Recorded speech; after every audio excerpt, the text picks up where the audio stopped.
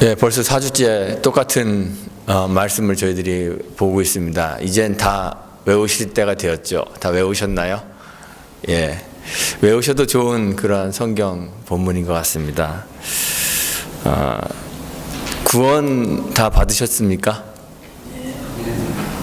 예, 한 대부분밖에 안 받으신 것 같은데 구원 받으셨습니까? 예. 구원이란 뭘까요? 구원 받으셨을 때 뭘 받으셨습니까? 막상 말하려고 하면 사실 말하기가 쉽지가 않습니다. 이스라엘 백성들이 애굽에서 아주 고된 노역과 극심한 박해로 고통받고 있을 때 하나님께서 모세에게 나타나셨습니다. 그리고 출애굽기 3장에 보면 내가 내려와서 그들을 애굽인의 손에서 건져내고 그들을 그 땅에서 인도하여 아름답고 광대한 땅, 젖과 꿀이 흐르는 땅, 곧 가나안 족속, 헷 족속, 아모리 족속, 브리스 족속, 히위 족속, 여부스 족속의 지방에 이르려 하노라, 이렇게 말씀하셨습니다. 그리고 실제로 모세를 통해서 이스라엘 민족을 애굽에서 건져내시고 홍해를 건너게 하시고, 그리고 그들이 기다리던 젖과 꿀이 흐르는 땅 가나안으로 들어갈 수 있도록 하나님이 인도하셨습니다. 이스라엘 백성들이 가나안 땅으로 들어가 그 땅을 정복합니다. 그 땅에 있는 거민들을 제압하고 또 땅을 차지합니다. 그리고 그 땅에 정착하게 되었습니다. 가나안 땅에 정착하게 되었을 때 이스라엘 민족이 완성된 구원을 향유할 수 있었을까요? 아주 그 애굽에서 당했던 그런 고된 노동과 박해로부터 완전한 구원을 얻을 수 있었을까요? 사실 가나안 땅에 들어가서도 이스라엘 백성들의 고통이 여전히 남아 있었습니다. 그들은 노역을 하던 그 애굽에서와 같이 헛된 노동을 해야 했습니다. 이마에 땀을 흘리며 열심히 일한 수고의 대가를 받을 만하면 모압 사람, 암몬 사람, 블레셋 사람, 미디안 사람, 이런 사람들이 그 땅으로 들어와 그들의 그 수확한 것들을 노략해 갔습니다. 애굽의 종된 처지에서 구원을 받았는데, 그래서 젖과 꿀이 흐르는 땅 가나안에 들어왔는데, 거기서 다시 메소포타미아 왕 구산 리사다임을 섬기고 또 모압 왕 에글론을 섬기는 그러한 처지로 다시 전락하게 됩니다. 가나안 왕 야빈의 손에 팔리고 미디안의 손에 넘겨졌습니다. 블레셋과 암몬 자손의 손에 팔려서 또다시 억압을 당합니다. 애굽을 떠나서 가나안 땅에 정착한 것이 이스라엘 백성들에게 참된 구원이 되었습니까? 되지 못했죠. 왜 이스라엘 백성들은 하나님이 약속하신 가나안 땅, 젖과 꿀이 흐르는 땅에 도착해서도 여전히 구원을 누리지 못했을까요? 이유는 뭘까요? 사사기 2장 11절에 이렇게 말씀하십니다. 이스라엘 자손이 여호와의 목전에 악을 행하여 바알을 섬기며 애굽 땅에서 그들을 인도하여 내신 그 열조의 하나님 여호와를 버리고 다른 신 곧 그 사방에 있는 백성의 신들을 좇아 그들에게 절하여 여호와를 진노하시게 하였으되 곧 그들이 여호와를 버리고 바알과 아스다롯을 섬겼으므로 여호와께서 이스라엘에게 진노하사 노략하는 자의 손에 붙여 그들로 노략을 당케 하시며 또 사방의 모든 대적의 손에 파심해 그들이 다시는 대적을 당치 못하였으며 그들이 어디를 가든지 여호와의 손이 그들에게 재앙을 내리심에 곧 여호와께서 말씀하신 것과 같고 여호와께서 그들에게 맹세하신 것과 같아서 그들의 괴로움이 심하였더라. 이렇게 사사기에서 기록하고 있습니다. 이스라엘 백성들이 구원을 누리지 못한 이유는 여호와를 버렸기 때문입니다. 가나안 땅에 들어가기만 하면 그냥 거기서 자동적으로 젖과 꿀을 마음껏 먹으며 자유를 만끽하게 될 것이라고 그렇게 희망이 부풀어 있었지만 그것이 구원이 아니라는 말입니다. 하나님께서 이스라엘 백성을 애굽에서 건져내신 이유가 그저 이스라엘 백성들을 가나안 땅으로 옮겨놓기 위한 것만은 아니었습니다.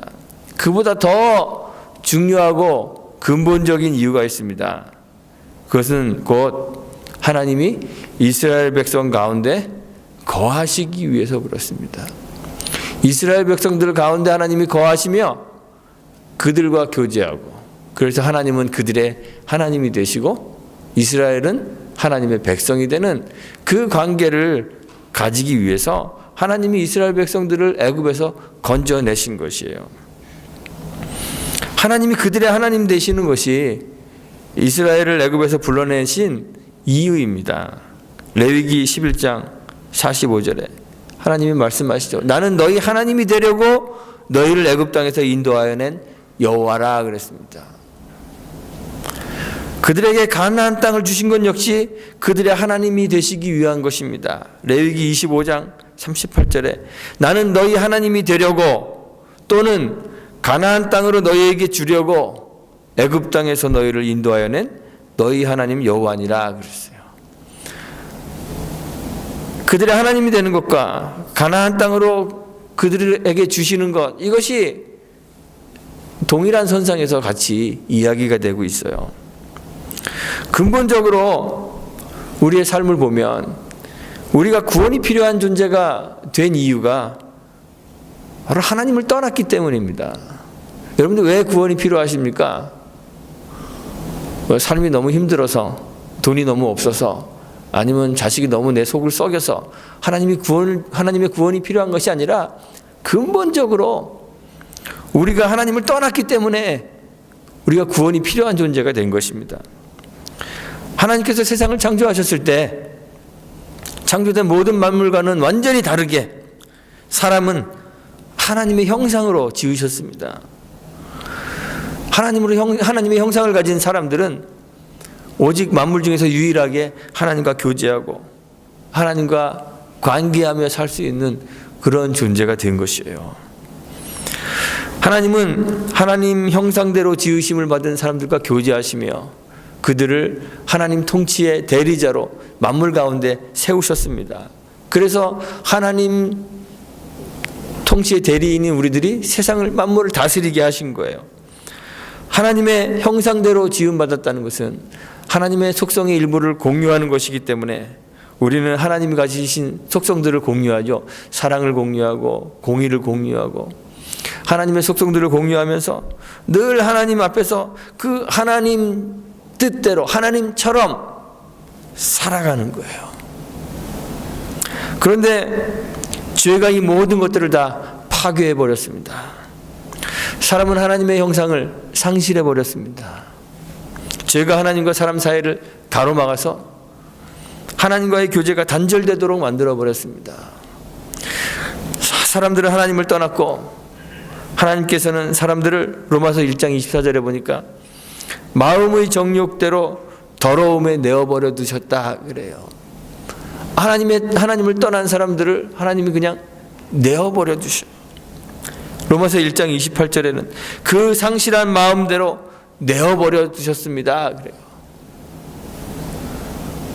사람들은 하나님 부재의 삶을 살게 된 거예요. 더 이상 하나님과 관계하지 않고 하나님 없이 살아가는 거예요. 성경이 정의하고 있는 죄가 뭘까요? 죄는 어떤 법이 금지하고 있는 행위를 하는 것이 죄가 아니라 성경에서 말하고 있는 죄는 하나님과의 관계가 단절되는 것이, 하나님을 떠난 것이 죄예요. 죄가 곧 사망이고 사망은 하나님으로부터 분리되는 것입니다. 우리 삶에서 나타나는 모든 부조리들, 죽음의 증상들은 다 우리가 생명의 근원이시고 생명 그 자체이신 하나님을 떠났다는 것을 보여주는 거예요. 하나님을 떠났기 때문에 우리들 가운데 죽음이 있고 부조리들이 있습니다. 하나님으로부터 분리되었기 때문에 우리 삶의 고통과 억압이 있는 거예요. 생명이신 하나님으로부터 계속되는 그 생명을 공급받을 수 없기 때문에 하나님을 떠난 세상에는 필연적으로 사망이, 죽음의 고통이 찾아오는 것이에요. 죄 가운데서 상실의 고통을 느끼며 결핍을 경험하다가 결국은 우리의 육체의 생명도 잃게 되는 것이죠. 그게 우리의 인생이에요. 히브리서 9장 27절에서 그러죠. 한 번 죽는 것은 사람에게 정하신 것입니다. 죽음을 피할 수 없는 거예요. 죽음의 증상들과 죽음의 공포로부터 벗어날 수 있는 사람은 아무도 없습니다. 이것이 하나님 떠난 세상의 모습입니다. 이런 세상 가운데 하나님이 구원을 주시는 거예요. 우리가 구원이 필요한 존재가 된 이유가 하나님을 떠났기 때문이라면 과연 우리에게 구원은 무엇일까요? 떠나신 하나님이 다시 돌아오시는 것입니다. 하나님이 우리 가운데로 오시는 것이 구원입니다. 죄가 하나님과 우리 사이를 가로막아서 우리의 지혜와 우리의 능력으로는 도저히 하나님 앞으로 갈 수 없기 때문에 하나님이 스스로 우리 가운데 오시는 것이 우리의 유일한 구원이 되는 것이죠. 하나님이 우리 가운데 오셔서 우리와 함께 거하시고 우리와 교제하는 것, 그것이 바로 구원입니다. 그래서 하나님께서 이스라엘 백성들을 애굽에서 건져내시면서 그들을 구원하시는 그 이유가 뭐라 그랬죠? 하나님이 그들의 하나님이 되시기 위함이다. 그렇게 말씀하시는 거예요. 그들과 함께 거하시기 위하여 이스라엘 백성 한가운데 하나님께서 당신의 거처를 정하십니다. 이스라엘 백성 진 한가운데 장막을 치고 거기를 하나님 거하시는 임재의 장소로 삼고 그 장막에서, 그 회막이라고 부르는 그 장막에서 하나님께서 그들의 백성들을 만나세요. 거기서 하나님과 교제하고 그 하나님의 인도하심을 받습니다. 그 하나님의 인도하심을 받고 순종하는 사람들, 순종할 때 이스라엘 백성들이 구원을 경험하는 거예요. 그것을 누리는 거예요. 이 관계가 잘 유지되는 것이 바로 이스라엘 백성들에게 구원인 것이죠. 광야 생활할 때뿐만이 아닙니다. 이스라엘 민족 역사 전체를 살펴보면 우리는 이스라엘 백성들의 구원이 그저 땅을 차지하는 것, 음식을 확보하는 것에 있지 않다는 것을 알게 돼요. 이스라엘 백성들의 구원은 이 하나님과의 관계에 달려져 있습니다. 많은 유다의 왕들, 이스라엘 왕들이 하나님과의 이 관계를 깨뜨려 버렸습니다. 하나님 떠나고 이방 신들을 섬겼습니다. 약속의 땅 안에 거하고 있다는 사실, 젖과 꿀이 흐르는 땅을 차지하고 있다는 것이, 그것이 구원을 보장해 주는 것이 아닌데, 또는 선택받은 아브라함의 자손이라는 그 사실 자체가 구원을 보장해 주는 것이 아닌데, 이스라엘 백성들이 이 사실을 알지 못하고 자꾸 하나님을 떠나죠. 역대하 12장 5절에 보니까 그들이 여호와를 버렸기 때문에 여호와도 그들을 버렸습니다. 그렇게 기록하고 있어요. 외적의 손에 그들을, 이스라엘 백성들을 붙이셔서 구원이 필요한 존재로 다시 만들어 버리셔요. 예루살렘의 성전을 건축하고 그곳에 하나님 거하실 성소를 만들고 거기에 하나님 계신다 생각하며 예루살렘 성전으로 가서 많은 제사를 드리고 제물을 하나님께 드렸습니다. 그런데 에스겔서 10장 18절에 보니까 여호와의 영광이 성전 문지방을 떠나셨다 그래요. 성전을 떠나신 그 하나님을 이스라엘 백성들이 알지 못했어요. 그들은 하나님께 종교적으로 열심을 내었지만 실제로 하나님과 관계하고 교제하지 않았기 때문에 하나님이 성전을 떠나버리셨는데도 눈치채지 못하고 하나님 떠나신 줄도 모르고 하나님 떠나버린 텅 빈 성전에서 헛되이 제사하는 거예요. 여전히 구원이 필요한 가련한 존재들인데 그것을 알지 못하고 살아가는 것이에요. 하나님이 우리를 이 가련한 인생을 구원하시기 위해서 세상의 모든 질병을 제거해 주시거나 또는 가난에서 구제해 주시거나 세상의 모든 압제와 차별을 제거해 주시는 일은 하지 않으십니다. 왜 그러실까요? 그것이 우리의 궁극적인 구원이 아니기 때문에 그렇습니다. 하나님의 구원은 하나님이 우리 가운데 오시는 거예요. 하나님이 친히 이 세상에 사람의 모양을 가지고 나타나셨습니다. 임마누엘이 되셨어요. 우리 가운데 거하시는 그 하나님이 바로 우리의 구원입니다. 우리는 그분 하나님을 우리 안에 모셔드림으로 하나님의 자녀가 되는 권세를 얻는 거예요. 요한복음에서 그러죠. 영접하는 자, 곧 그 이름을 믿는 자들에게는 하나님의 자녀가 되는 권세를 주셨습니다. 하나님이 우리 가운데 거하시는 것보다 더 중요한 것은 없습니다. 하나님이 우리 안에 거하시는 것보다 더 중요한 것은 없습니다. 그런데 우리는 하나님 없이도 얼마든지 종교 생활을 해요. 이스라엘 백성들이 그렇게 종교 생활을 열심히 했죠. 하나님 텅빈 성전에서, 하나님 떠나신 텅빈 성전에서 수없이 많은 제사와 제물을 드렸습니다. 조상들의 유전을 지키며 하나님의 계명은 멸시했습니다. 하나님이 말라기서 1장 10절에서 성전문 좀 닫을 사람이 있으면 좋겠다 말씀하신 이유가 뭘까요? 이미 사람이 손으로 지은 그 성전에서 하나님이 떠나셨기 때문에 그래요. 텅 빈 건물에서 하나님이 기뻐하시지도 않고 하나님이 받지도 않으실 재물을 헛되이 불사르는 종교인들이 있기 때문에 그렇습니다.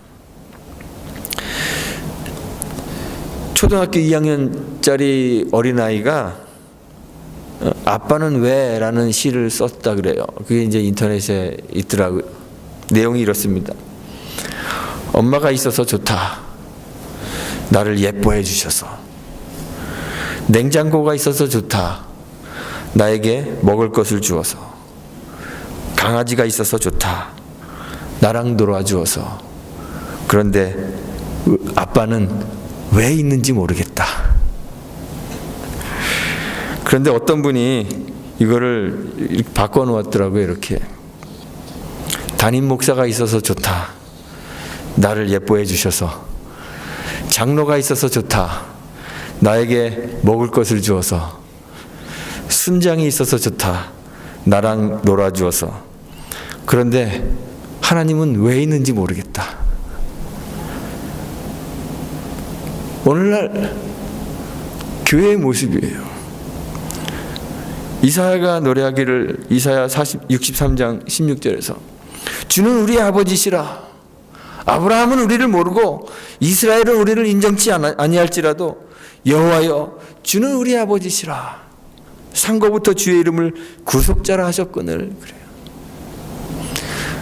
아브라함의 자손으로 있는 것이 구원이 아니에요. 이스라엘 백성으로 있는 것이 구원이 아니에요. 아브라함은 우리를 모르고 이스라엘은 우리를 인정치 않아도 여호와가 우리의 아버지시고 여호와가 우리의 구속자인 거죠.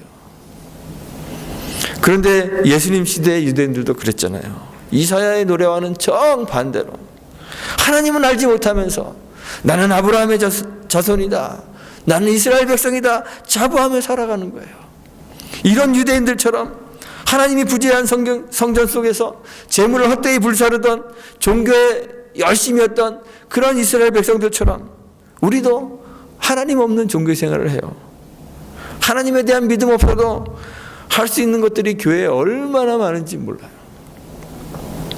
하나님 없이 예배할 수 있습니다. 목사도요, 하나님 없이 설교할 수 있습니다. 성도들이 그러죠. 목사는 설교하기 위해서 필요하고 장로는 기도하기 위해서 필요하고 성가대는 노래하기 위해서 필요하고 그런데 정말 하나님은 왜 있는지 모르겠다. 그렇게 생각할 수도 있습니다. 교제하고 식사 나누어 먹고 차 마시고 수다 떨고 봉사하는데 하나님이 꼭 필요하십니까? 아프지 않고 건강하게 오래 사는 것, 경제적 어려움 겪지 않고 여유롭게 사는 것, 자식들 속 썩이지 않고 자식들이 좋은 학교 가고 좋은 직장 가고 이렇게 다니는 거, 이런 것이 신앙의 결과라면 과연 하나님은 거기에 왜 있어야 할까요? 그런데 그런 것들보다 하나님이 우리 가운데 거하시는 것, 하나님이 우리 안에 거하시는 것보다 더 중요한 것은 없습니다. 우리가 구원받아야 한, 우리가 처해 있는 이 지독한 불행이 하나님이 계시지 않기 때문에 그런 거예요. 하나님의 부재 때문에 그런 것입니다. 우리는 말로 형언할 수 없는 정말 비참한 지경에 처해 있는데 그 비참한 이유가 하나님의 부재 때문인데 우리는 그 하나님 부재의 비참함 가운데 있으면서도 고통을 느끼지 못해요. 그것이 우리의 비극이에요. 이러한 비참함 속에서 그냥 우리는 종교적 열심이라는 진통제를 주사하면서 그것이 구원인 줄 착각하고 정말 우리의 구원이신 하나님의 임재를 갈망하질 않아요. 그러나 종교적 열심만으로는 구원에 이를 수가 없습니다. 주님이 누가복음 11장 42절에서 바리새인들을 향하여 박하와 운향과 모든 채소의 11조는 드리면서 공의와 하나님께 대한 사랑은 버렸다고 바리새인들을 책망하시죠. 우리의 삶 중심에 하나님이 거하셔야 합니다. 이스라엘 백성들의 질 한가운데 하나님이 거하시는 장막이 있어서 거기 임재하시는 하나님의 인도에 따라 이스라엘 백성들이 움직였던 것처럼 우리의 삶 가운데 하나님이 거하시고 하나님의 인도하심에 따라 움직여지는 그런 삶이 되어야 하는 것이죠.